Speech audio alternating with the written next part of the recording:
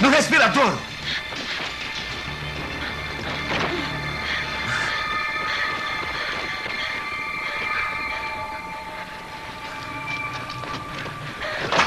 Perdeu ele.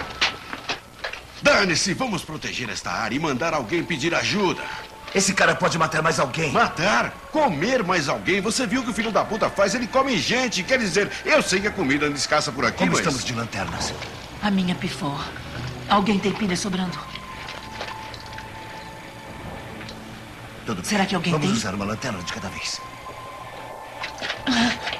Acha que alguém vai se importar se a gente pegar esse cara? Por que é que temos que bancar os heróis? Por aqui a gente vai dar numa velha prisão fechada há muito tempo. É, bons e velhos tempos, né? Só existe esta entrada. Se ele entrar na prisão, está encurralado. Não está encurralado ainda? Não, o respirador o leva ao prédio da administração. Ou ele entra na prisão, ou ele sai do outro lado deste prédio. O que é que vocês querem fazer? O que é que a gente vai fazer? O cara sumiu. Eu e você vamos entrar no respirador. Vocês dois dão a volta e bloqueiam a outra saída. Talvez a gente possa encurralá-lo entre nós. Não acredito que esteja obrigando a gente a fazer isso.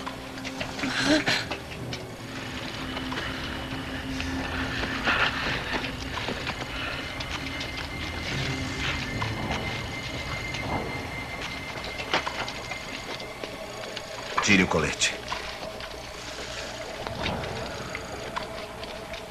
Tire logo. Vai!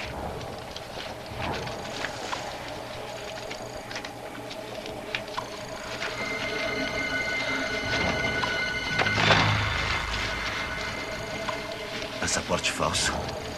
Você pode se meter numa encrenca por causa disso. É o único meio de sair daqui. Não tem outro jeito. Todas as pessoas boas estão saindo. É por isso que não tem jeito. Vamos, pegue a lanterna.